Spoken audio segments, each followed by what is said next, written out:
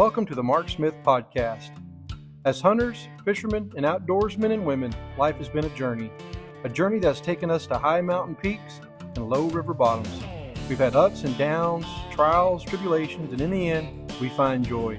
Joy only found through the good news of our Lord and Savior, Jesus Christ. These are our stories, so pull up a seat, lean in, and enjoy. Now, let's get to the episode.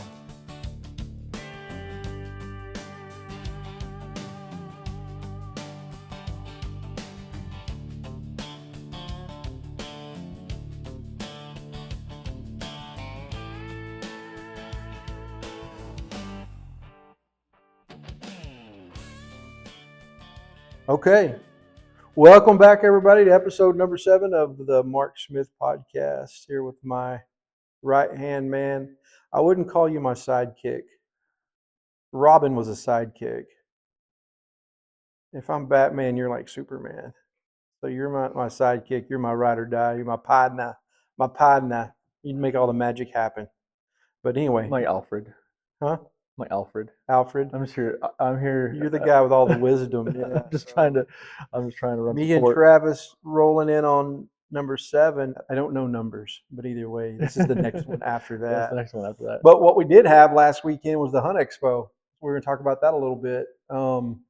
So I've been a guest speaker. I've done seminars, how-to seminars on mostly mule deer hunting, some backcountry hunting, a little bit of elk hunting. One year I did a bow shooting, bow tuning, bow setup for long-range Western hunting back when I was into all that.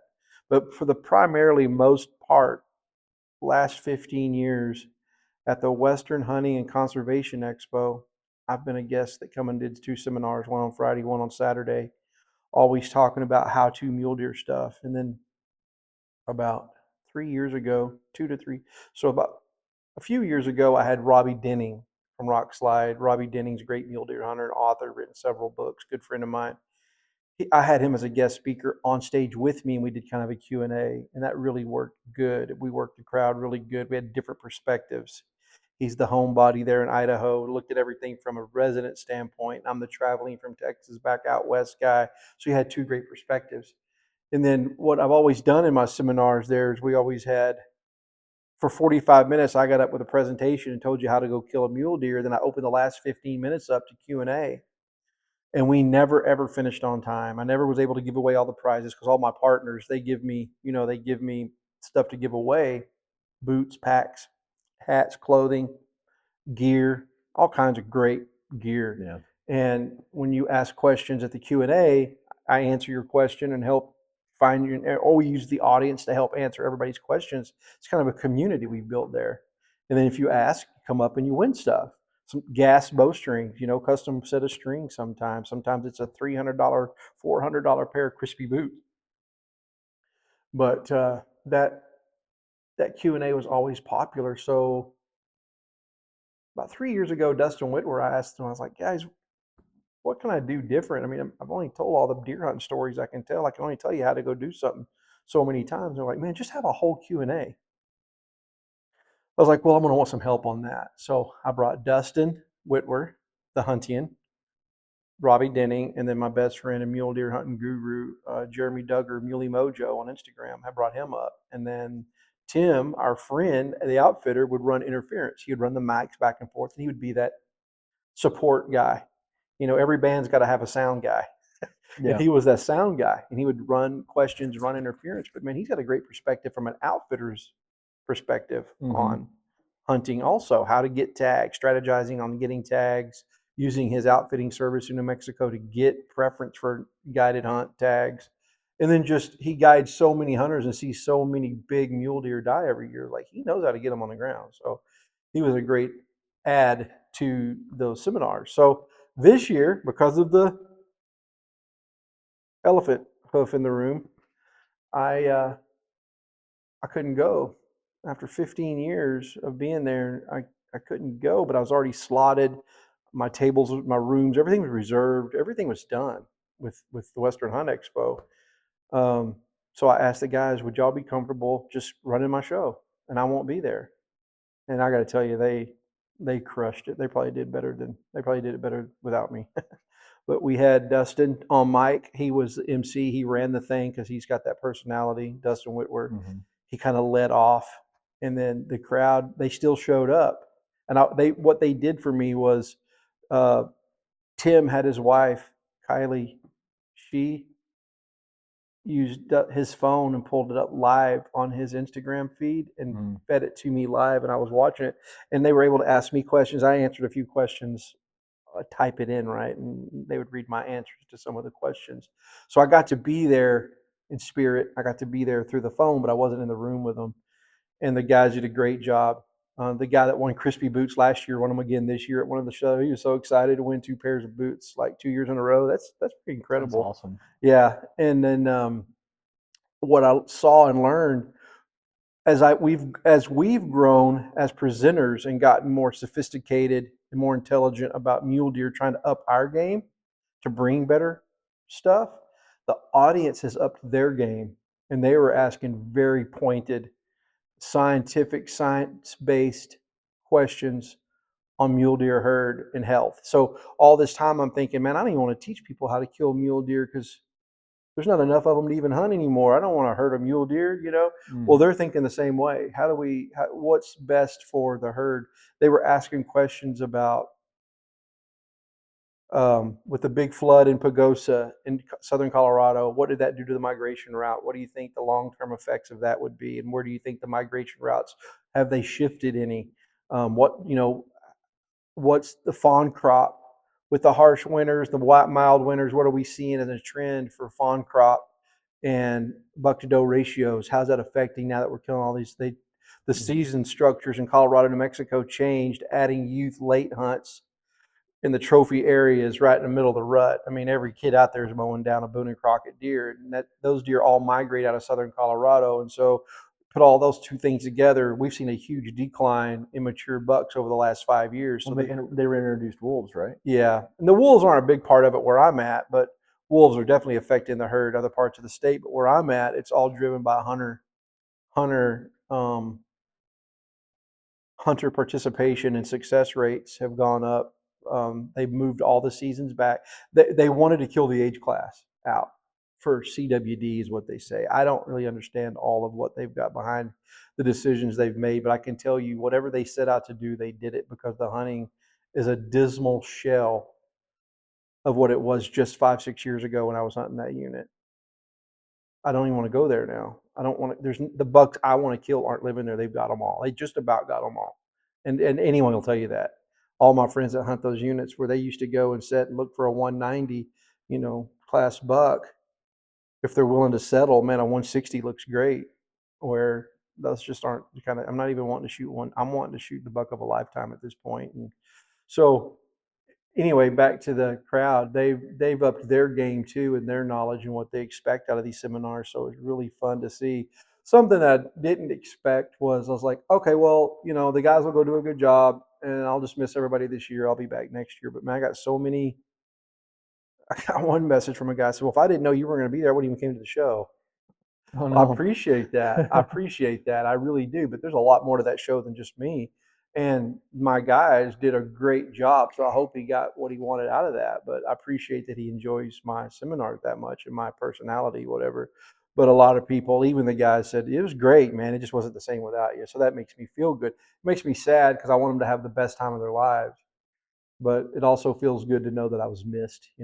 And so I've become like Ray Crow runs that whole thing, and he's like, "Man, you're like an institution here. You're like a staple in the Hunt Expo's not Hunt Expo without you here." And it affects a lot of people. And I'm not saying that because those are my words. I'm saying it's what other people say. And Yeah. so I know it means a lot to everybody to get to have that community and come together and be there. And I will say I miss them.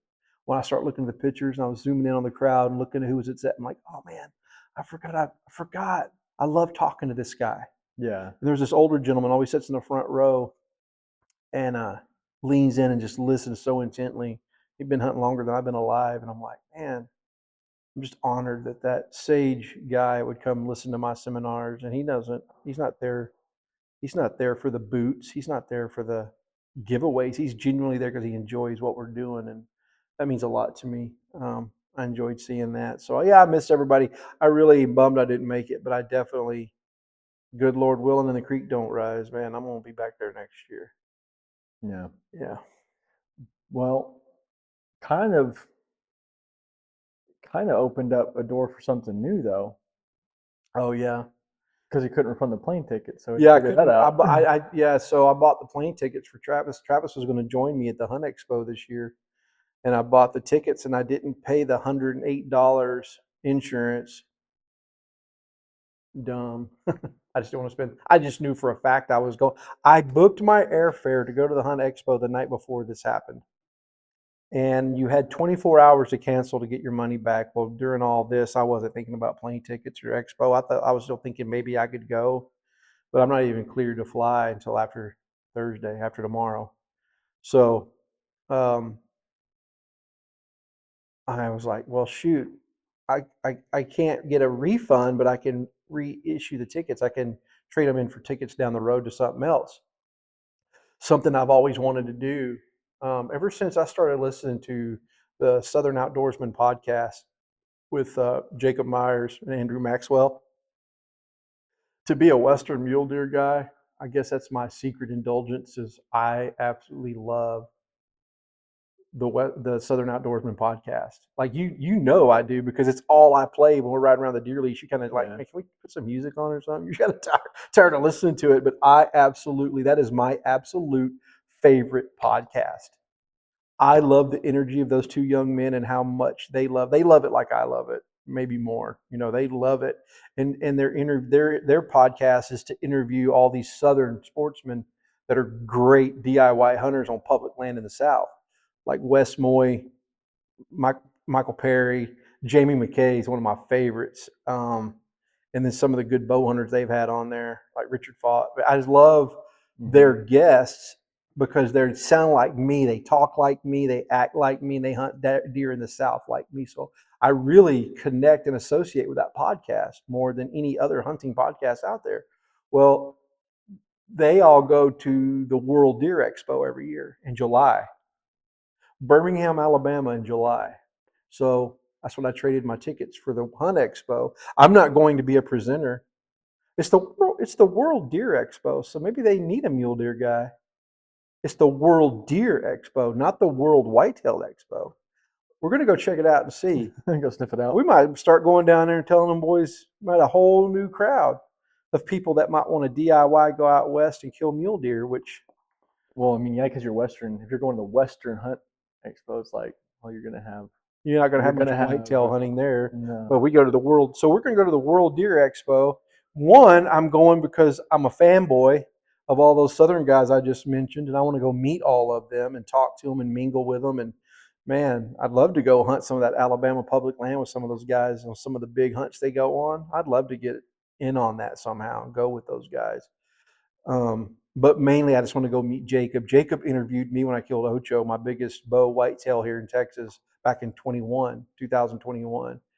And that's to this day my favorite podcast I've ever to tell that hunting. It was a 2-hour episode. Mm-hmm. So to go tell my hunting story, it was episode 323 on the Southern Outdoorsman podcast, Big East Texas Whitetail, Big East Texas 8 Point is what it's called. But to go on that podcast, and I just really connected with Jacob, and we swapped phone numbers. And now, like when I kill bucks, even now I text him. Here's another East Texas buck on the ground. One day I had no one to share experience with in 2023, and I killed an 11 point. I killed in the middle of the day. I wanted to share that moment with somebody, and it was a Monday, or no, it was Friday. It was the day after Thanksgiving, and you didn't go that year at Thanksgiving. You stayed back for whatever reason, and I wanted to share that moment. So I texted him and said, "Are you available?" He said, "Yes." So I called him and FaceTimed him on my recovery of that buck down in the woods with old Jacob. And we Yeah. just shared it. And he was laughing and just, yeah, I think he thinks I'm crazy. But I wanted to share that with somebody. And for whatever reason, man, I just wanted to call that guy and be like, hey, like, that was my first good bow kill after Ocho. And I just wanted to share. And I was in the same tree.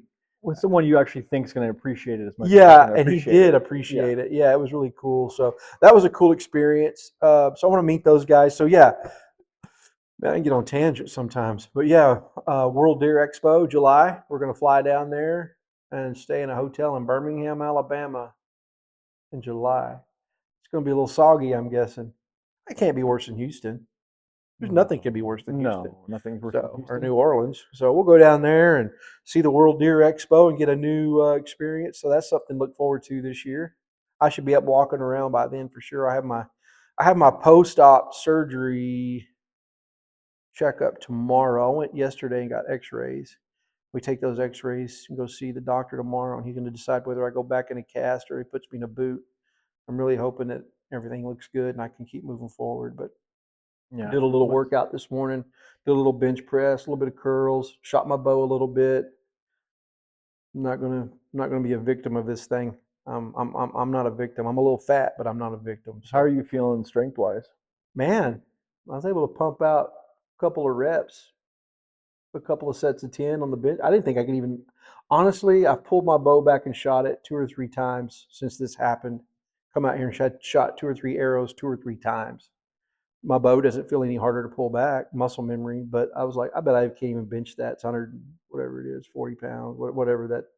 And man, I was just pumping them right out. So I felt good. It felt good. It felt good in the curls, but man, just not moving. And my body, something that I didn't realize is when you're hurt, injured, and you can't move around, I thought, man, I have a big appetite. I have to really watch it or I can gouge on food, especially sweets, cakes, donuts, breads, ice cream, stuff like that, sugary stuff. I crave that all the time. And that's what comes with being a fat middle-aged woman, I guess. But yeah, I just crave that Uh, stuff all the time. And so I thought, man, I bet I'm gonna do everything I can not to put on a bunch of weight. And I actually lost 5 pounds when I went to the doctor yesterday. And my body, what I'm learning is even I'm on these painkillers and muscle relaxers, because this is for 3 weeks now on this thing, man, and it's still you can talk me off. It's still tender, but not as painful as it was early on. Obviously, it's starting to heal. So as it's healing, I'm feeling the itching and burning. Like I can feel where the screws are. Like I can't tell you that's a screw, but I can tell you I know where the screws are in okay. my bones. I can tell where the little wire goes through both ankle bones and the button on the end. That little button on the end right there. I mean, I can feel where that thing's at. But to say it's hurting, I feel really good right now. Like yesterday, I went and got X-rays, and I rode in the car, and I wasn't able to prop up, so I'd have to put my foot on the floorboard, and I felt every bump in the road all the way to Mansfield and back. I was miserable. I had to double up on pain meds last night to go to Mm. sleep. But today, man, I feel amazing. Like it feels really good today. Yeah, you can feel every time mom turns the microwave on. Yeah, yeah, yeah. But back to the eating, my body. I think your body goes into a mode of, hey, my appetite. I'm not hungry. Yeah. I just don't. I can eat like mom brought me 2 breakfast tacos this morning. I ate one. Typically, I could have ate both of those and licked the plate. Turn the salsa up, lick the bowl. Got every drop. But this morning, man, I ate one taco and I'm bloated. I'm full. So my body is like, no, you're not burning any, so you're not going to eat any. It wants to, yeah, it It, wants to put those proteins where right, they need to right where they go. need to be. Yeah, Yeah. and I haven't, and I told her don't buy any cakes, donuts, or ice cream. She bought ice cream, but I haven't got into it yet because if I know what's in there at night, I'm gonna want it. So just watching what I eat, I've been able to lose 5 pounds. And like I said, my strength is still good. Because when you're on pain meds and muscle relaxers, you go into a fog where you almost can't remember everything. You're not yourself. You're not sharp. You're not strong. You're not. And so, man, I don't like that feeling. That's why I never did drugs, ever in my life. I mean, I used to like alcohol, but I don't like drugs because I don't like to not be in control and Mhm. not. I want to feel and experience life and remember everything. I don't want to be sedated. I don't want to. I don't want to be influenced by any medications. Right. Me, it takes a lot for me to even take a Tylenol. I have to have a very bad headache or something to even take Advil or anything. Um, but being on those meds, prescribed meds, has me in a fog sometimes. I just don't like the way that feels. So I only took a half of a pill this morning. I woke up, I slept wrong, and so I woke up. My foot was hurting pretty. It's gone down. That was swollen. Remember, I told you this morning it was swollen in there. I could feel it. It's not swollen now. It went down. I only took half of a pain pill, and I feel good. I don't feel foggy, and I don't feel like I'm in another dimension, man. I feel good. So Good. excellent. Yeah. So Yeah. that's just the update on the old leg there, and some things we have coming up going on this year. Expo turned out awesome even without me. I missed it, but I'm excited to go to this World Deer Expo and see what that's all about. And that's in July. They said I wouldn't be walking for 3 months, February, March, April, May, June. That's 6 months You'll away. be, yeah. I think I'll At be able six to do. months, you should be walking by six Yeah. months. And if I'll put a quarter in the machine or the $2 or whatever, get one of the motorized carts you see the old ladies on at Target. I'll get on one of those and scoot around if I have to. Yeah. Yeah. Yeah, and that'll be a true test of where your strength is coming back in that leg, and how long you're gonna be able to be up and moving around. Yeah. So Yeah. that'll be good. Like about strength though, like how are you feeling, or is it a concern of yours as far as the strength coming back in that leg? I was worried about losing muscle mass, and I have my right, even in 3 weeks now of not walking on my right foot, my right calf muscle is just a soggy little mushy mess of nothing. Like you can't flex it because of the way the injury is. I can't flex it, so it's just so soft and mushy. Which is weird because that's like one of your Yeah, signature muscles. I have You really like big, big, strong calves yeah. because I hike a lot and carry that rock and do all that stuff. My left one's still pretty solid, and I keep working it out. I'm like, I'm at least gonna have one good foot, man. So I sit in my chair at night. I'm always just flexing it, but I'm not worried because I'm going to as soon as I get the clearance on every level of this progression, as soon as I'm cleared for any kind of therapy, I'm going to take the therapy and I'm going to go and learn what it is, and I'm going to do it on my own at home. And I know just being the way I am, you only grow in pain. You only gain strength in pain. Mhm. So um, in life in general, you're only growing in pain. You never grow in comfort. So Yeah. I'm going to push myself to pain until it's back strong again. But um, it's application season, right? And so half of my brain's like, I'll be ready by then. The other half of my brain is like, nope, don't do it. Don't put in for any hardcore backpack hunts, man. Just put in for points. Put in for points this year. Put in for some easy-ish hunts. So I got my Colorado rigs in the mail yesterday. Mm. Man, I don't know if I just haven't been paying attention, if there was a price hike, but man, prices went up on everything. It seems like I was going to put in for I have 10 antelope points. And so an easy hunt to do this year, a good easy Western hunt would be to put in for an antelope rifle tag, hunt from the truck, hike around a little bit, but basically hunt from the truck. And I don't know. I've got to talk to a couple of guys and see what I can get with 10 antelope points for Colorado. But man, their tag went up to 500 and some odd dollars. I thought it was like a $300 tag. Deer tags are way up to like 560 or 580. Mm. Elk tags are now up to like 860. Yeah, you gotta really want Man, when I first started it. hunting Colorado for elk, I bought my first elk tag in Colorado in 1998. And I went to City Market grocery store there in Durango, Colorado, and I bought it for $250 over the counter. Just paid them $250 and got me an elk tag. And I thought that was a lot of money then. I killed my first bull with a bow that year. Deer, I was still buying deer tags over the counter. They were 150. So deer was 150 and elk was 250. So for $400, I could have a deer and elk tag. That one won't even buy you a bear tag these days. Mm. Bear tags are up to three something now, almost 400, I think. Yeah. But I was looking through there. They've added some hunts, and there's just so much changes. And Colorado's in bad shape, man. It's the leadership they have there. That governor and his husband, and their whole outlook on wildlife and hunting and our way of life, then they're absolutely the enemy. Governor Paulus in Colorado is absolutely the enemy of the country. He's the enemy of everybody like me and you. I tell him that to his face too. You're the enemy. I don't like you. Mm. Wolf lover.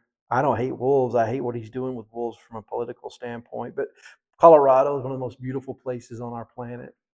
Some of my best memories when I go there and I just see, we left when the dope laws took effect. It's like the whole state's high. You stop at a gas station, go to a hotel. I tried to make a reservation change at a hotel, and this guy with pierced nose and eyebrows and lips, his eyebrows, his eyelids, I think, were pierced. This guy looked like horrible. And just to change my reservation, he had to get two managers. I'm like, Mm. this place used to be It's pristine, been man. it's been given over to Yeah, the devil's at itself. work in Colorado, man. And just the whole place. I feel sorry for the good people. I feel sorry for people like Pellegrino and Danny, our friends, Hmm. the people we love that still live in Colorado that love their state. I just feel bad for them, man. And Texas is getting more liberal all the time, man. Right behind them. I mean, Texas ain't what it used to be. I don't want to get into politics. I already got there, so. But Colorado, I had to say that because I love Colorado so much. But the whole state went to hell in a handbasket, man. And there's still some good. It's savable, but man, it's going to take a lot to change it. It doesn't feel the same when you go there. The herds aren't the same. Influx of people. The construction that's been going on in Denver and around 470 and 270 around the city. When we moved there in 2000, that same construction is going on today in 2026. Like it's unfinished. Like that city's like they're never going to finish the construction. Like, what are you doing, man? Just finish it. Like, what are you doing, man? So I don't know, man. I stopped. Last year I was going bear hunting. I had to get an orange vest, and I kept trying to find an orange vest. I forgot my orange vest.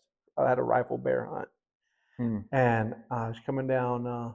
The route I brought me in east of town, and I was coming through Lyman, and uh, I hit Aurora.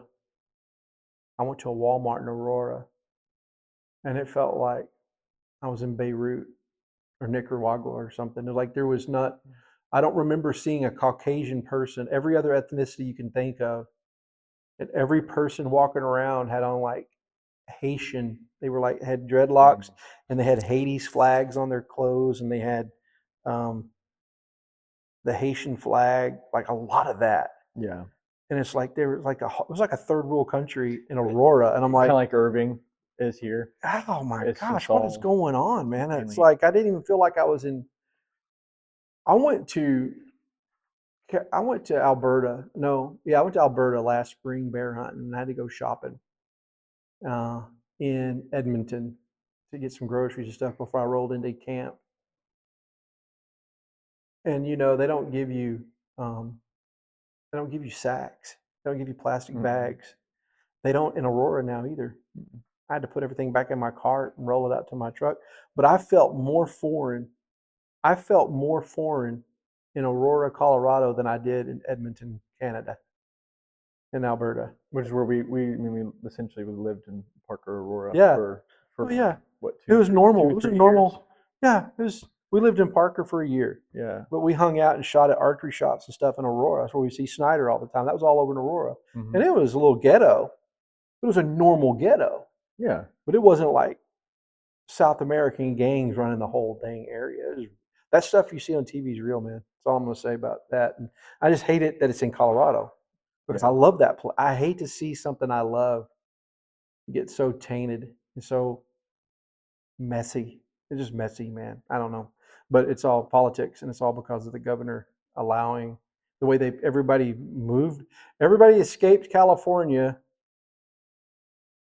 and other blue states. Let's move to Colorado and turn a perfectly good state as blue as we can possibly get it, and they just screwed it all up. Yeah. It is what it is, man. So anyway, I got my Colorado regs yesterday, and So you're gonna put in for a high country elk hunting. nope, I'm going to put in for an elk point. Probably just going to put in for deer points in Colorado, and I'm going to put in for. I'm going to find out where I can get a good rifle tag with 10 points. I don't want to burn those. That's a good hunt for me this year. This is the year I need to draw it. That would make sense.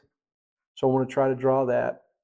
but I'm going to apply in New Mexico for deer and elk, and I'm going to go through Tim's outfitting service.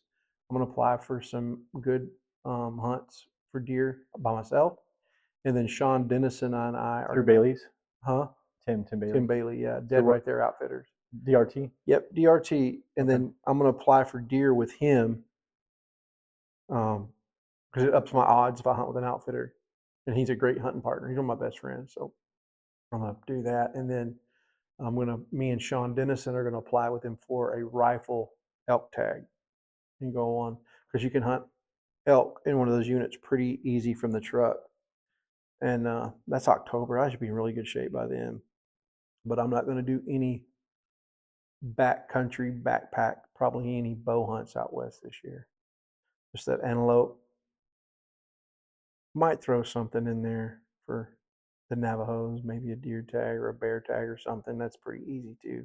But none of the high country Utah, Colorado stuff this year with archery backpacking. Only because I'm going to be doing good enough to carry my own fat self around on this leg. But you throw a 60-pound pack on it, I'm just begging for disaster. I feel like that's not going to be soon enough. I'm going to need another full year Yeah, recovery. imagine if you had done this just before season, or if it lined up within your 4 month, Yeah, where you're actually on your foot, but you're not fully recovered. that'd be You'd still miserable. be trying, huh? Yeah, no, no, I No? would have to get a refund. I'd be getting refunds. Yeah.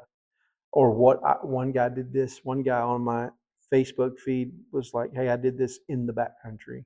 Mm-mm. As miserable as this was in my driveway, 10 minutes from an ambulance, imagine breaking those bones and rolling your ankle in the backcountry on the side of a mountain.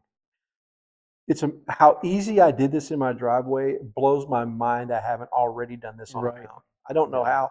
I've been in some steep stuff, rolled ankles, fell so many times, that high timberline stuff. It blows my mind that I didn't do it there, that I did it in my freaking driveway. It's because our body mechanics, when we step, we try to pronate.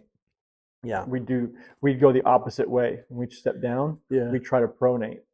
We're not designed to supinate and turn in, and so that's why like you've always said, like what kills you in a car accident is the sudden stop, right? Yeah. It's not the crash, it's the sudden stop that, and that's exactly what happens to that little bones. It's on the outside. It's that sudden stop, and then your Momentum. yeah, your supination of that joint forces that in. So to your point, like you haven't done that because your normal body mechanics are designed to block you from doing that. Yeah.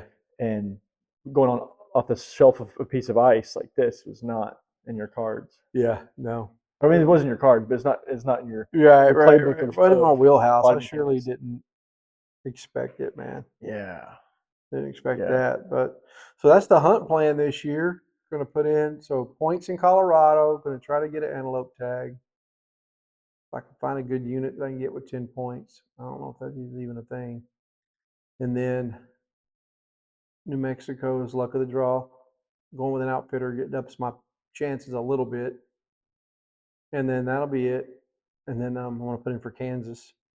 So I'm going to go back to the farm with Sean. I will. I should. I don't ever want to skip that again.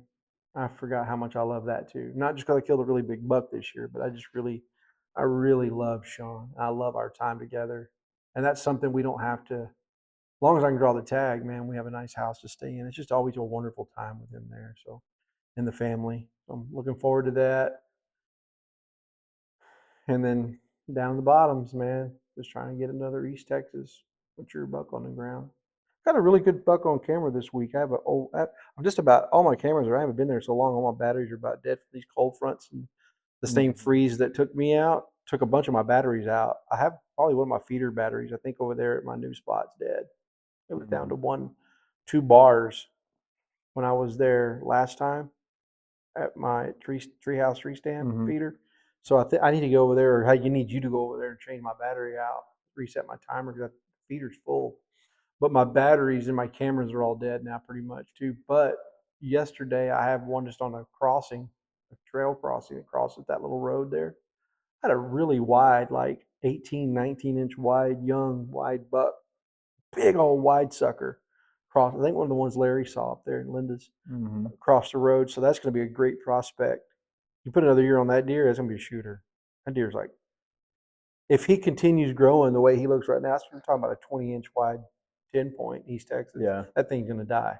First person that sees him's gonna shoot him. So hopefully it's me or you or Carson. We'll find out. Yeah. My that 30-30 stand is they stopped.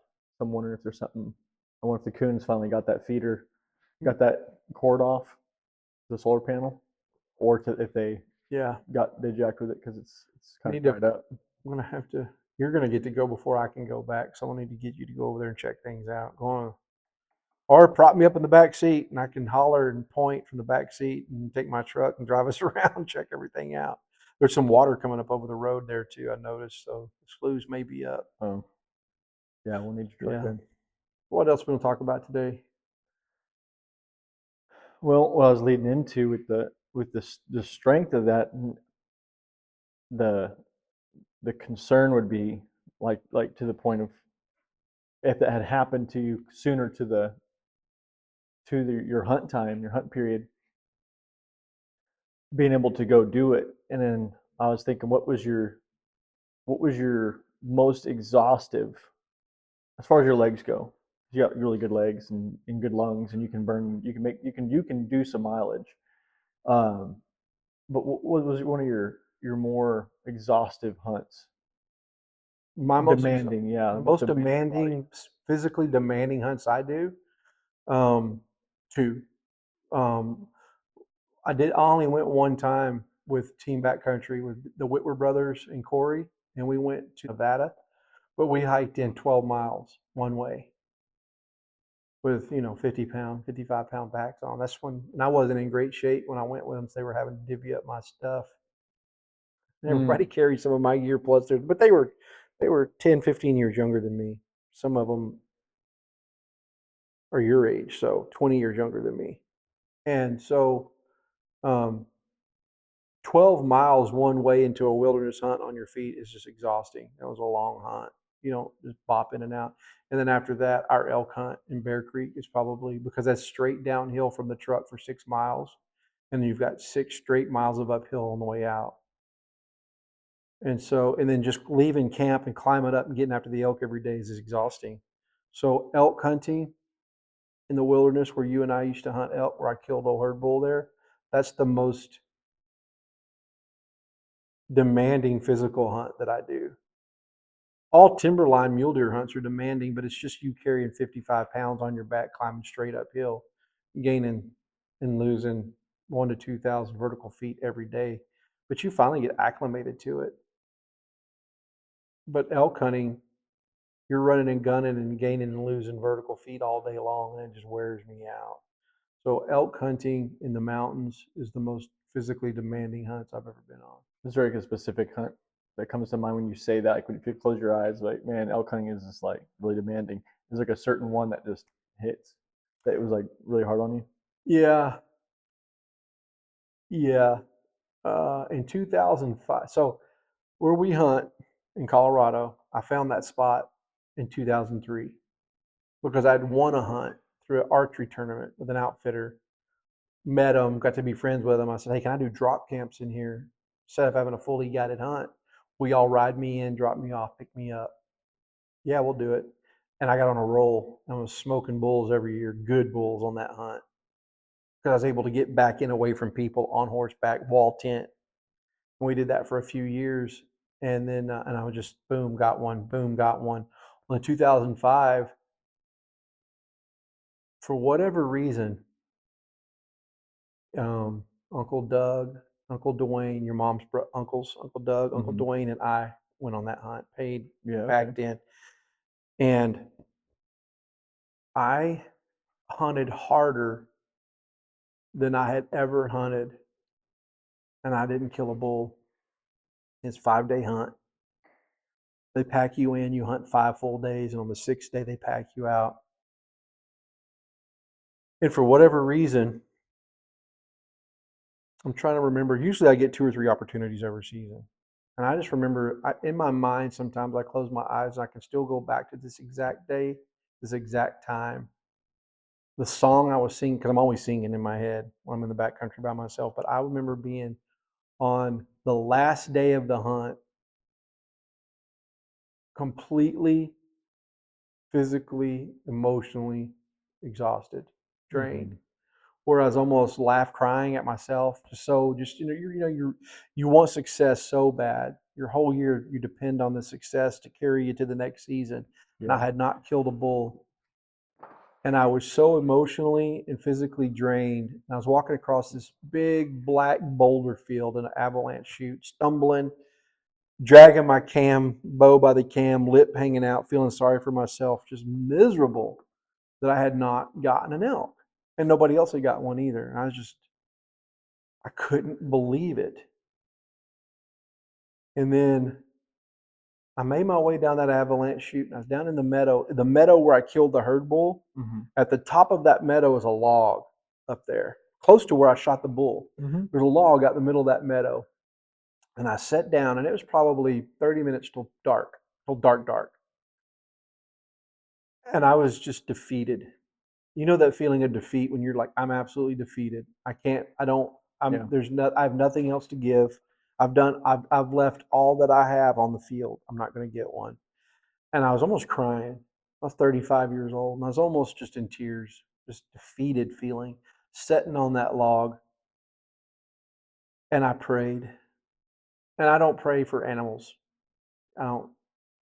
When I hit one and wound it, I pray for guidance. I pray for wisdom. I pray that the animal. I pray that Lord either let me find him right away or let me have evidence that he's going to live right away. But let's not drag this on for 2 or 3 days looking for this animal. I pray for that. Yeah.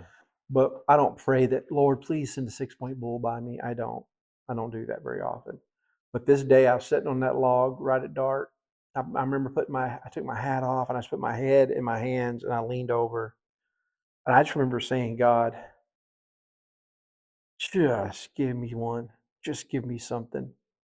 And Lord, if you'll give it to me, I will tell the whole world.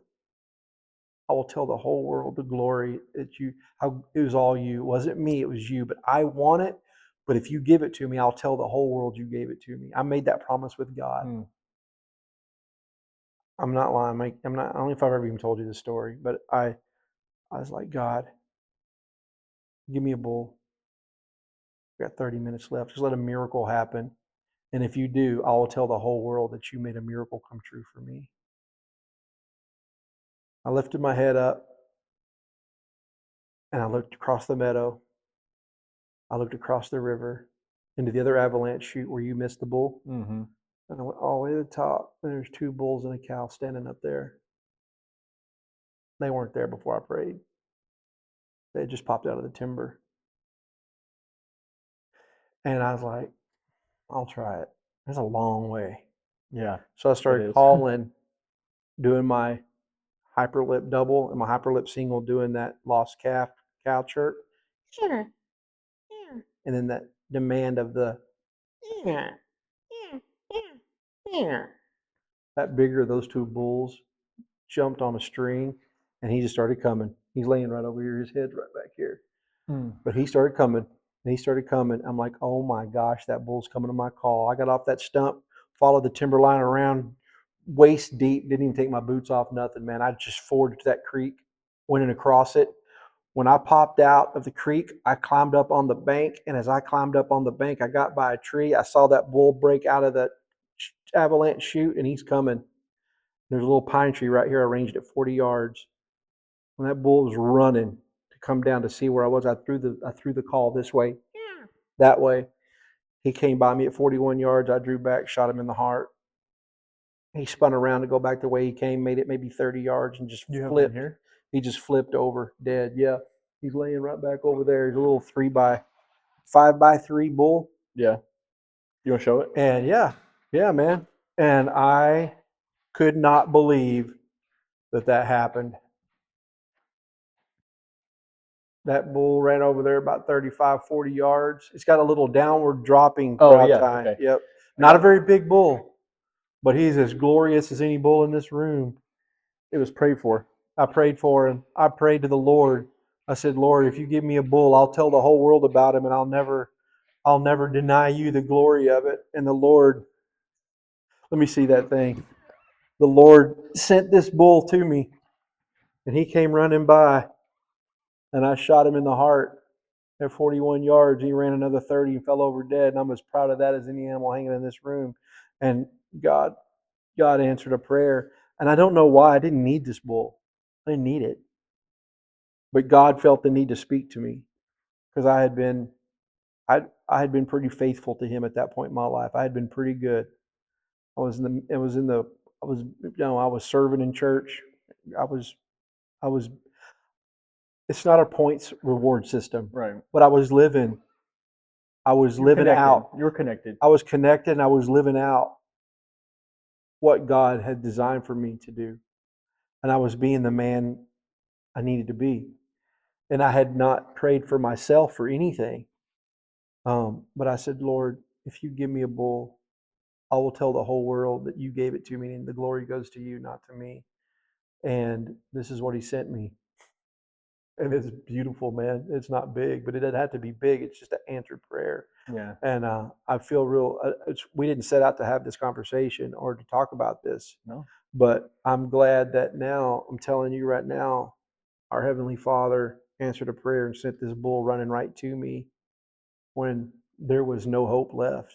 There was no hope. There was no chance I was going to get anything. I'm talking, it was dark when I shot this elk. You know what I'm saying? It was an elk silhouette. Still legal shooting light, but in dark timber and spruce, it was an elk silhouette passing me at 41 yards, and I put a Rocky Mountain Steelhead 100 right in his gizzard, man. How much that arrow weigh? That arrow only weighed about 395 grains, shooting a 70-pound Ultratech. And you know what it was that year? In 2005, it was the Beeman. It was the Beeman version of the Easton Axis. It was a Maxim. It was a Maxima. Start with an M. Matrix. Matrix. That sounds familiar. It was a Beeman Matrix, 400 spine version of the Easton Axis with a 100 grain Rocky Mountain steelhead. It had like the little cut on contact razor blade up front, and 3 blades. Cam Haines was shooting those at the time also. And but that's what I shot him right in the heart with, and he didn't go anywhere. Yep. This is my version of throw my net on the other side of the boat. Yeah. When I shouldn't have caught one fish. Yeah. And I got a whole boat full of fish with this bad boy right here. And those boys that were hunting with me, Dwayne and Doug, they couldn't believe it. Like I come stumbling back into camp in the dark, and they're like, "What? We're leaving tomorrow." I'm like, "I know. I just killed a bull." "Are you serious?" I'm like, "Yeah, man. I just got one. I prayed for it, and God sent one right to me." And I'm like, "Well, what are we gonna do?" I was like, "I don't know, but it's about a mile from camp. Y'all need to come help me. I got to go get him at least opened up." Cause I walk. I just left my jacket and stuff on him, knowing I was going to come back. I didn't go all the way to camp because they were hunting another little pocket between me and camp, so we didn't have to go a mile. Okay. I ran into him in the woods at a rendezvous point at the creek. That's what it was. There's a bridge there to creek, and we met at the rendezvous point. And I said, "Hey, let's go back." So we all went back down there. They took good pictures. There's a picture of the three of us over there in the dark with our face paint on. I always said that was the coal miner's daughters. But we have our headlamps on and black face paint. We all three look the same in those pictures. But those were glorious days hunting with those guys, your mom's uncles, in those Colorado mountains.